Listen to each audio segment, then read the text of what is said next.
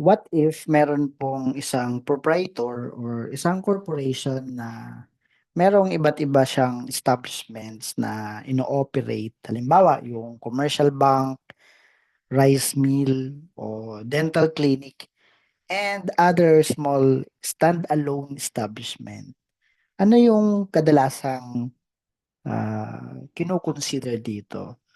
Siyempre, one consideration is to comply with all the legal requirements, the requirements of major environmental laws, including the compliance to certain regulation, the DNR Administrative Order 2014-02, and ang requirement doon ay ang isang pollution control officer duly accredited ng DENR EMB Regional Office. Pero kung multiple establishment ang hinahawakan ng isang proprietor or corporation, what if gusto niyang pag-isahin lang ito at mag-a-appoint na lamang siya ng isang pollution control officer? So this time you will learn about the clustering of establishment, and this also means a certain PCO will handle multiple establishment. At base po ito dito sa ating DNR Administrative Order 2018-07 dated June 14, 2018, signed by the Good Secretary Royce Matu, and na-publish po ito sa The Manila Times noong August 23, 2018. Ano ang mga tatlong mahalagang bagay dito? Meron pong provision, especially in 7.3 ng department order na ito. I read and I quote, PCO for commercial banks, rice millers, and dental clinics, and other small standalone establishments. PCO for commercial banks, rice millers, dental clinics, and other small standalone establishments may apply for clustering for the designation of their PCO, subject to the approval of the EMB Central Office upon the recommendation of the EMB Regional Office.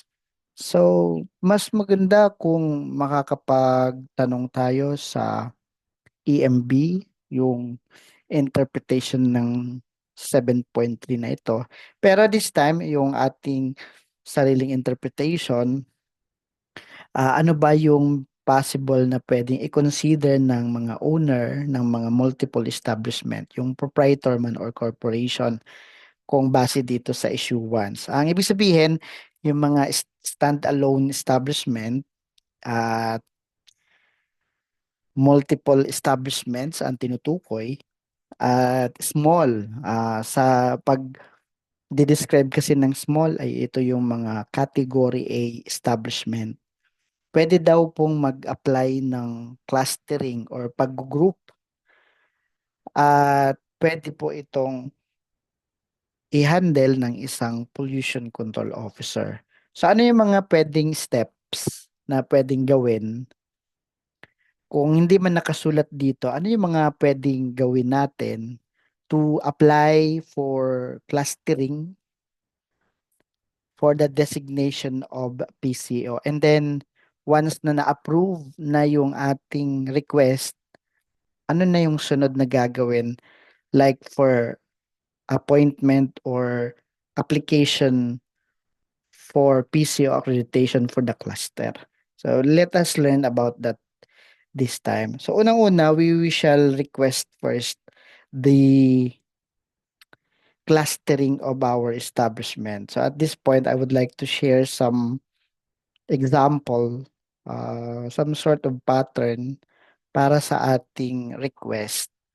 Well, dito po, this is only a pattern. This is not pro forma. Pwede nating gawing pattern lang sa paggawa ng request for clustering. Of course, comply tayo doon sa provision na yung request for clustering or yung application for clustering subject to the approval of EMB Central Office with recommendation from EMB Regional Office. Kaya yung letter natin will be addressed to the good director of the Environmental Management Bureau and the current Assistant Secretary for Environment, Honorable Jacqueline Kaankan. At dahil nga kailangan din i-recommend ang approval ng request, kaya dadaan po ito sa regional director ng concerned regional office ng EMB.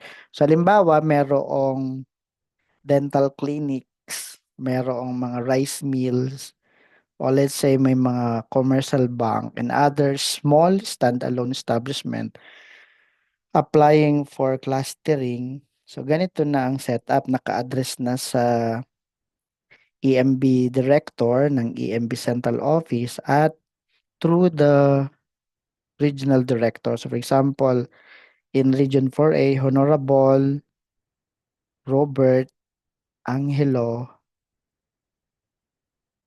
Metin. Siya ang regional director ng EMB Region 4A. So pwede nating palitan na lang yung pangalan ng regional director ng concerned regional office dito sa pattern natin. And subject, official letter of request for clustering of establishment. And then, dear Director Kaankan, warm greetings. We respectfully request approval for the clustering of the establishments pursuant to Section 7.3 ng DAO 2018-07, application for clustering for the designation of PCO for other small standalone establishment. Now here, in the body of our letter, nakasulat, listed below are establishments which are classified as Category A establishments based on Section 5 of DAO 2014-02, categorization of establishments. And we will indicate the names of the establishments, the owner, and yung company registration system ID number. Alam naman natin na ang mga establishment ay dapat yung kanilang company profile ay nakarehistro sa company registration system. So ilalagay natin dito, for example, ang ating establishment. Halimbawa lang ay ABC Dental Clinic, represented by Mr. Peter Ko. And then yung CRS ID number base doon sa in-issue ng company registration system. Ano po, sa halimbawa, EMB 4A 12 1, 2, 3, 4. Sample lang yan. At yung isa pang establishment na pag-aari ng isang tao o ng isang korporasyon. Halimbawa, XYZ Dental Clinic. At siya pa din yung may-ari. Or pwede rin kahit iba yung may-ari. Basta same lang yung services or product at saka yung location. So, halimbawa, kalagay dito, Miss Wana C. Yeah. At sino naman yung, ano naman yung kanyang company registration system ID number. Hindi po ito yung DENR ID number na nakasulat sa DAO 2013-22. Ito yung identification number bilang registered establishment sa company registration system. Halimbawa, EMB 4A 11 1, 2, 3, 4. So itong dalawang ito, kung pag-aari ito ng isang tao or ito ay dalawang magkaibang tao pero gusto nila group sila into one.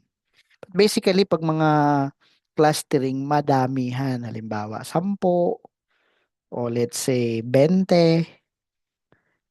Subject for screening, subject for evaluation, subject for approval. So, halimbawa, dagdagan natin, halimbawa, CDE, Dental Clinic, at pag-aari naman ni Mr. Jose Reyes, at meron ding Company Registration System, EMB 4A 101234. So, itong tatlong to, nagkasundo sila na mag-cluster and gusto nila isang PCO na lang ang hahawak ng cluster na ito. So dito naman sa baba, we have attached for this purpose are the following for your consideration. Sources of pollution of multiple installation or establishment, and then map showing location of multiple installation or establishment. And dito, thank you very much, sincerely, signature over printed name. Sino dito ang pwedeng mag-act as the managing head? Halimbawa si Mr. Peter Ko, Mr. Peter Ko, at siya ang managing head. And kung kailan niya pinirmahan. So for example, September,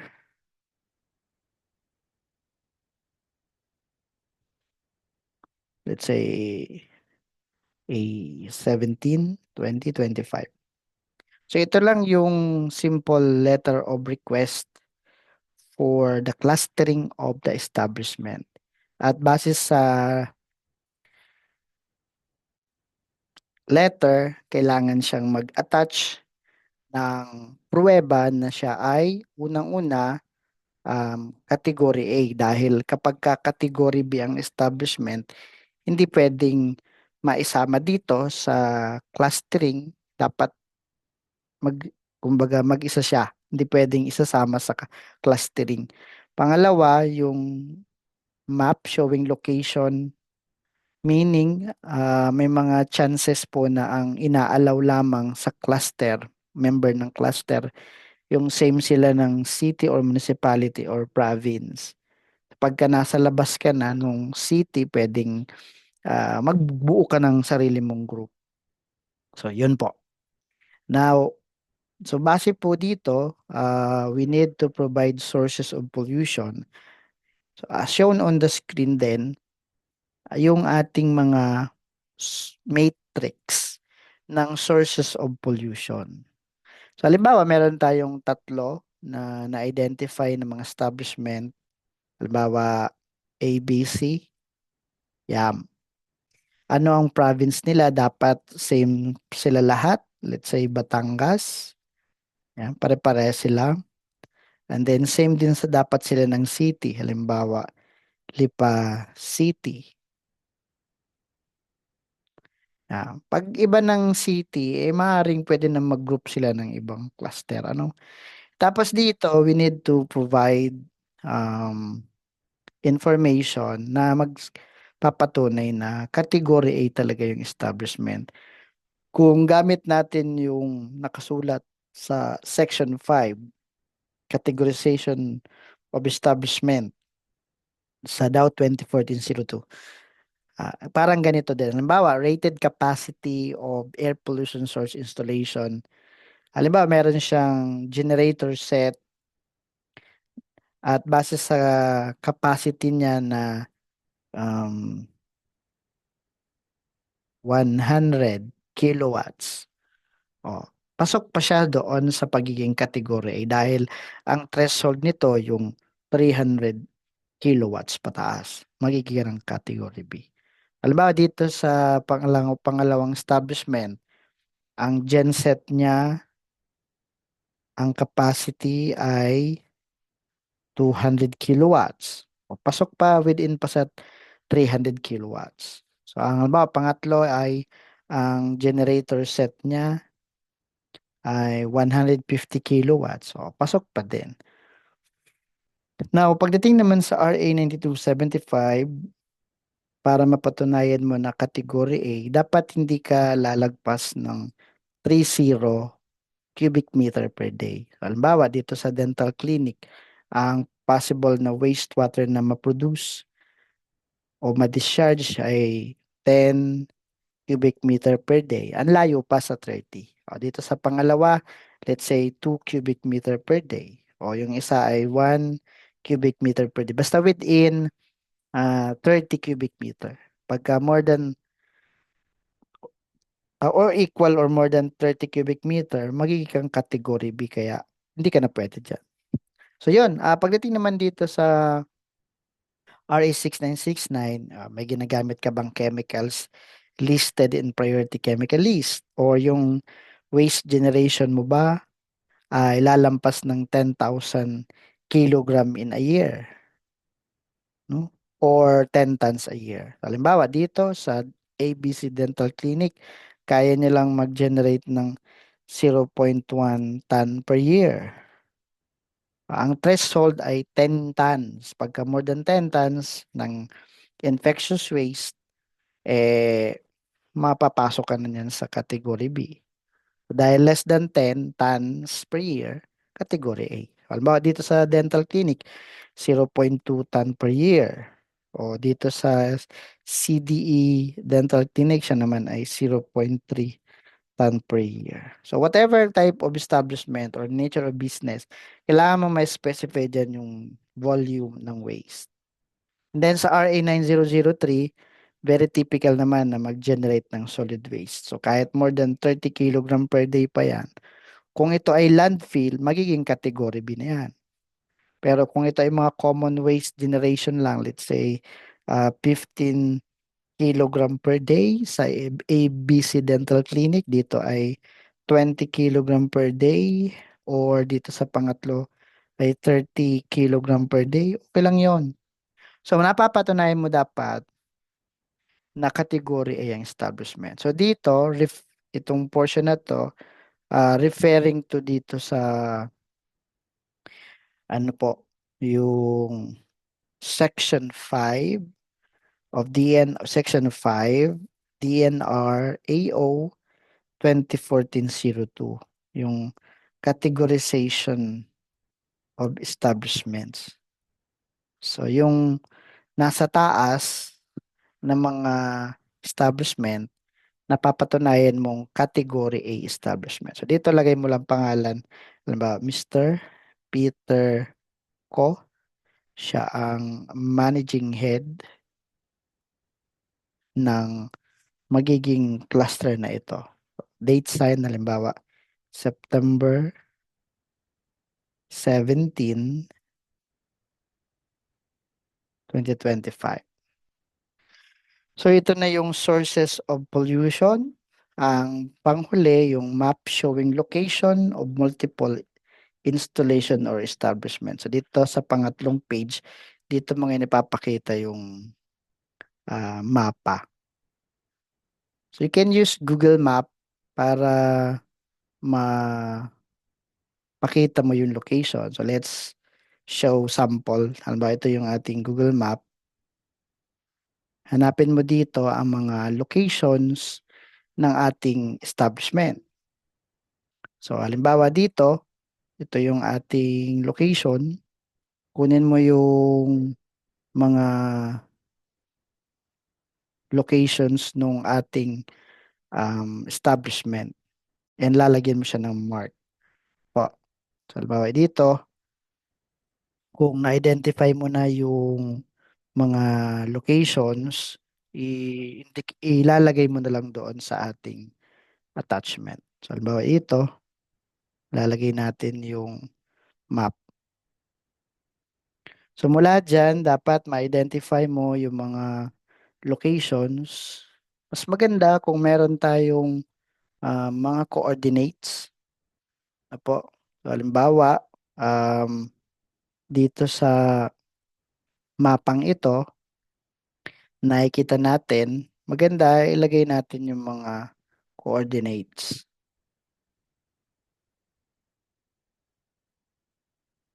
So, mula dyan, lalagay nyo, halimbawa, yung coordinates ng ABC Dental Clinic.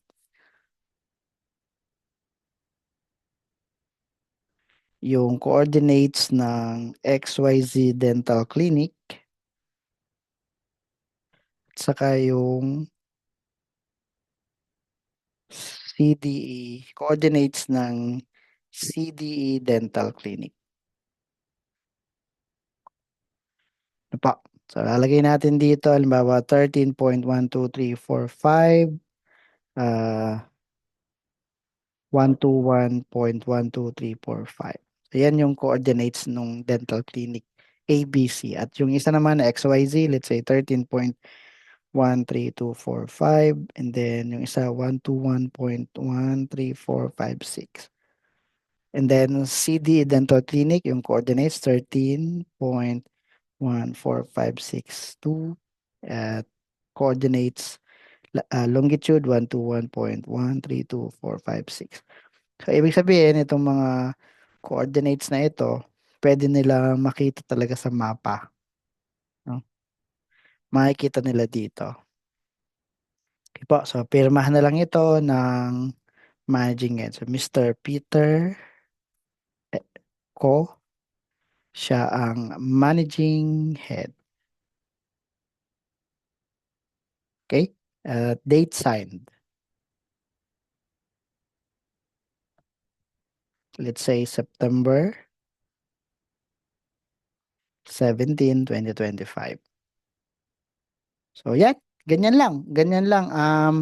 Meron tayong request for clustering of establishments and then sources of pollution to justify na category A nga yung establishment at saka yung map showing location ng mga establishment na nasa same province or city.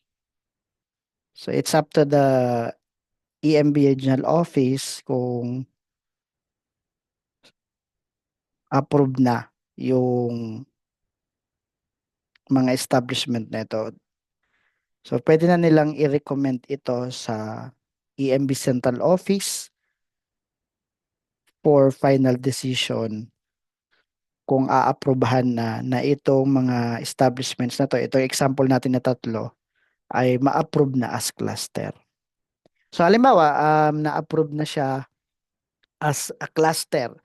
Meron notification syempre, merong pagbibigay ang evaluator na na-approve na yung request nyo for cluster.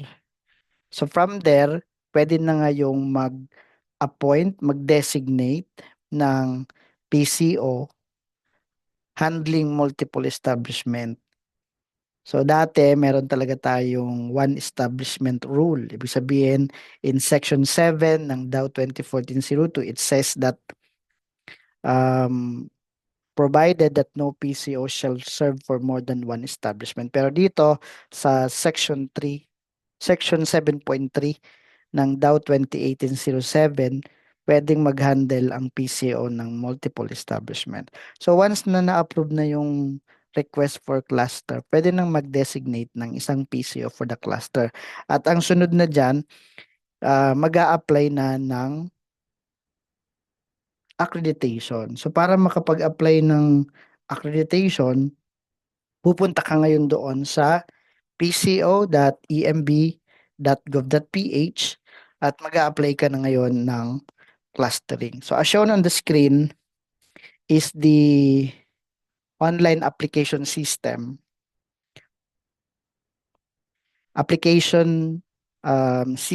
for clustered establishment for PCO handling multiple establishment. So para makapag-apply ng accreditation, pupunta dito sa online application system at sa application control panel, click mo yung all and then dito tayo sa new application for cluster. So i-click natin yan at dyan na natin sisimulan yung pag-apply ng accreditation. So ano mga common information na hihingin? The region kung saan located yung mga members nung cluster.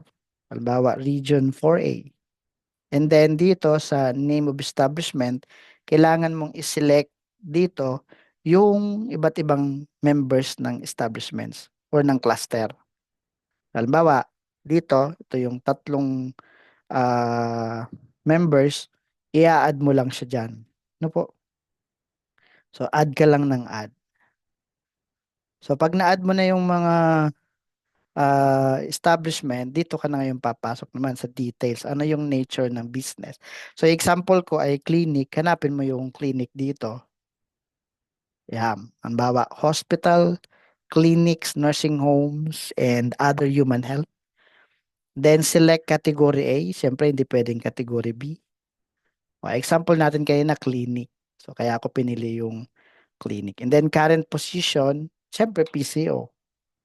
Now, employment status is full-time, number of years and current position, let's say 3 years. Then telephone number kung meron, type NA kung wala. Then website, type NA kung wala din. And then cluster application type is new, lalo for the first time application for accreditation ng cluster na to. And then after 3 years, kung na-approve, magre-renew. At yung mga attachment, basic requirements for application for accreditation for clustered establishment, hindi na mawawala yung approve request letter for clustering. At syempre, yung duly signed appointment or designation of the PCO, certificate of employment, and then notarized affidavit of joint undertaking. So once na ma-submit mo yung mga requirements dito, ma-upload na natin, we can now submit our application. Then wait na lang tayo sa evaluation nila. Pagka na-approve na yung ating mga requirements, satisfied na sila, they will issue order of payment and pwede natin bayaran yung ating pong application fee. Once na bayaran sa Land Bank of the Philippines, Land Bank Link Biz Portal, na-upload natin ulit yan dito. Magkakaroon yan dito ng option para i-upload yung resibo ng pinagbayaran. Then once na na-process na nila yung ating application, na-approve na ng regional director ng concerned regional office ng EMB. Pag na-approve na, dito na natin yan madadownload. Okay po? So that's how we apply for clustering of establishments and how to apply for accreditation as pollution control officer of approved cluster or accreditation of PCO for the clustered establishment. And I hope may natutunan kayo. At if you want to know more about environmental compliance, environmental management, please subscribe to this channel. Please share this video. Please like this video. And if you have questions, you are encouraged to ask question below.